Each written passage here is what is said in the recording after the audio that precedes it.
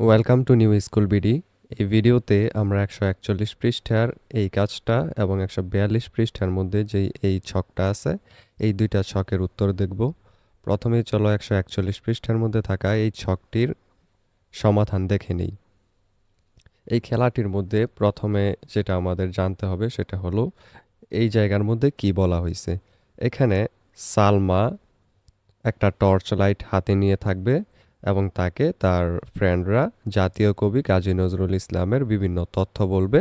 যদি ওই তথ্যগুলো সঠিক হয় তাহলে সালমা আলো জ্বালাবে, আর যদি সঠিক না হয় তাহলে সালমা আলো জ্বালাবে না। যেমন এখানে বলা হয়েছে এটা কি কোনো বই, অর্থাৎ কাজী নজরুল ইসলাম যেই নামটা এটা কি কোনো বই কিনা।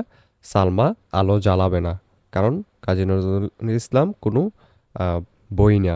এরপর এটা কি কোনো ব্যক্তি, সালমা আলো জ্বালাবে, কারণ কাজী নজরুল ইসলাম একজন ব্যক্তি। এরপর তিনি কি কোনো লেখক, যেহেতু কাজী নজরুল ইসলাম একজন লেখক সেহেতু সে আলো জ্বালাবে। এরপর তিনি কি এখনো বেঁচে আছেন, যেহেতু তিনি বেঁচে নাই তাই সালমা আলো জ্বালাবে না। এরকম অনেকগুলো প্রশ্ন এখানে দেওয়া আছে। যদি তথ্যটা সঠিক হয় তাহলে সালমা আলো জ্বালাবে, যদি না হয় তাহলে সালমা আলো জ্বালাবে না। কেমন হলো খেলাটি?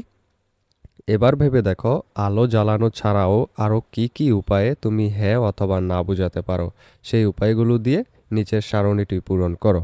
এখানে দুইটা করে দেওয়া আছে। প্রথমটা হলো মাথা বা হাত ব্যবহার করে ইশারার মাধ্যমে, অর্থাৎ যদি হ্যাঁ হয় তাহলে মাথা নাড়িয়ে হ্যাঁর মতো ইশারা করবে, আর যদি না হয় তাহলে মাথা নাড়িয়ে নায়ের মতো ইশারা করবে। এরপর দ্বিতীয়টা, এক পাশে হ্যাঁ এবং অন্য পাশে না লেখা একটি কাগজ ব্যবহার করে করতে পারা যায়। এরপর আরও তিনটা ঘর আমাদের নিজেদের পূরণ করতে হবে। চলো আমরা এই তিনটা দেখে নিই। 3 নম্বর ঘরে আমরা লিখতে পারি এই যে এইটা, হ্যাঁ এবং না এর পরিবর্তে নির্দিষ্ট সংখ্যা ব্যবহার করে, যেমন 0 আমরা ব্যবহার করব যদি না হয়, 1 ব্যবহার করব যদি হ্যাঁ হয়, অথবা 1 2 ব্যবহার করা যায়। এরপর আরও একটা, হ্যাঁ এবং না এর পরিবর্তে যথাক্রমে বাম পা এবং ডান পা ব্যবহার করেও করা যায়। ডান পা আমরা দেখাবো যদি হ্যাঁ হয়, আর যদি না হয় তাহলে বাম পা। এরপর সর্বশেষ যেটা লিখতে পারে সেটা হলো কাগজে হ্যাঁ এবং না এর পরিবর্তে নির্দিষ্ট অক্ষর প্রতীক ব্যবহার করে। যেরকম এ এবং বি যদি ব্যবহার করি, এ আমরা ব্যবহার করব যদি হ্যাঁ হয়, বি ব্যবহার করব যদি না হয়। এরপর 142 পৃষ্ঠার মধ্যে আরও একটা কাজ আছে।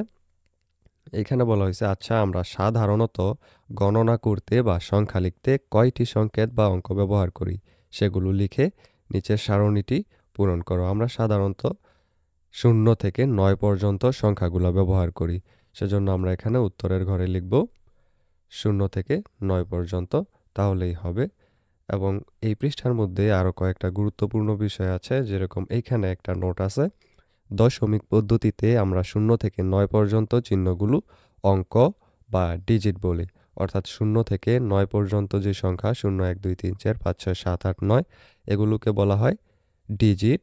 আর এই পদ্ধতিটা যেহেতু 10টা সংখ্যার উপর ভিত্তি করে তাই এটাকে দশমিক পদ্ধতি বলা হয়। আর তাই বাইনারির 0 এবং 1কে বাইনারি অঙ্ক বা বাইনারি ডিজিট বলা হয়। বারবার বাইনারি ডিজিট না বলে বাইনারি হতে বাই আর ডিজিট হতে টি মিলিয়ে সংক্ষেপে এটাকে বিট বলা হয়। বাংলায় আমরা একে বিট লিখি।